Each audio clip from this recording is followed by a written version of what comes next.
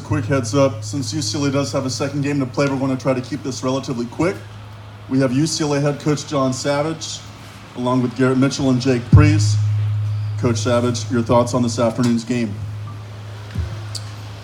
A lot of runs, a lot of opportunities for both sides.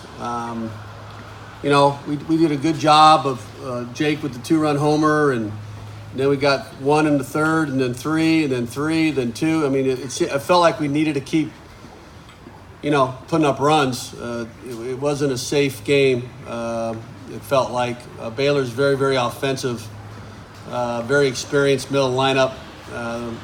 So one of the better hitting teams in the country, and certainly in the Big 12. So they're dangerous, and we all hands on deck right now. And fortunately, we did enough.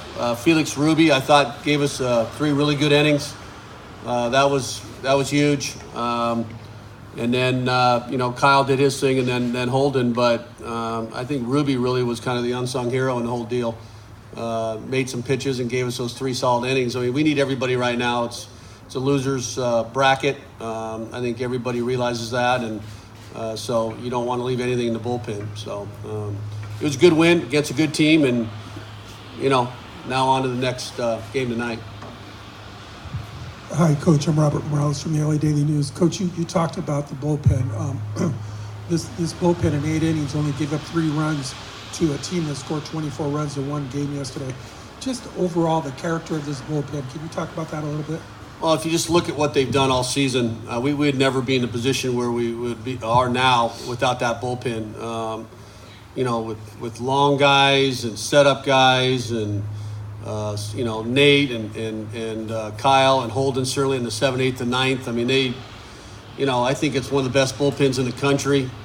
Clearly, I think we have 1 complete game all season, and we won a bunch of games. So it's a lot of credit to them, their durability, their toughness, and their ability to bounce back. Is essential. So at the end of the day, we really leaned on them, and they gave us what we needed today.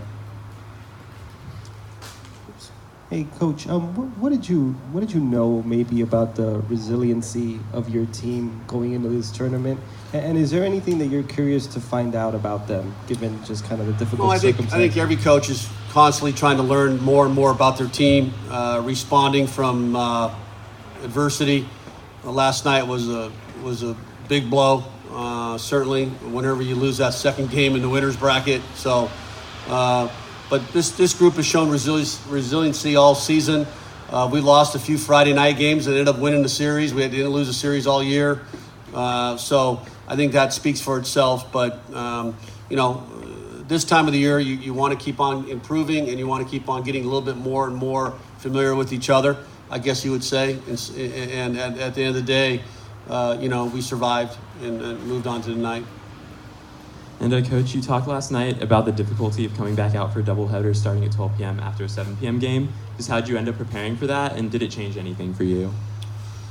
Just sleep. I mean, I'm talking about for the players. We had to do some bunch of work on Baylor last night and this morning, and kind of not scrambling because we had it prepared for the week. But at the end of the day, you don't know who you're going to play and what matchups and so forth. But I got to give the players a lot of credit. We got home, around midnight last night, and early wake up call and BP in the GIF, this morning, and I thought, we were certainly, got after it today. Coach, how did you and the pitching staff prepare for Baylor's offense, and did the fact that they scored so many runs yesterday have any effect on the way you prepared or drew up a strategy? Well, I think you really, when you watch a team that is that offensive, you really are looking at who's getting them out and how they're getting them out. So I looked at the Loyola game a little more than the Omaha game. No disrespect, but when we give up 1, we watched that game, and then we had all kinds of video previously in the tournament, Big 12 tournament, and so forth. So it's all video now. The scouting reports are really not moving around as much as they used to, and it's all video, and that's the best scouting report you can grab. So, we played them last season. We had some familiarity with them. Last season they came in and played us 3 games. So, they're an older, tougher, better team. But at the end of the day, we had a little history with them, not much, and they had a little history with us as well. This is for Jake and Garrett. I'm just curious what your locker room felt like last night, what the confidence level was, just knowing what you guys were facing and just what the message was. I'd say, Coach nailed it. We've been in this situation similar where, we got to win some games. So I think the biggest thing that we do is we trust each other. When we're trusting each other, that's when our confidence builds, and we get a little momentum just within ourselves. We have a tight inner circle that we're always communicating with each other, and I think that always helps us and it helps us trust each other. We have time for one more.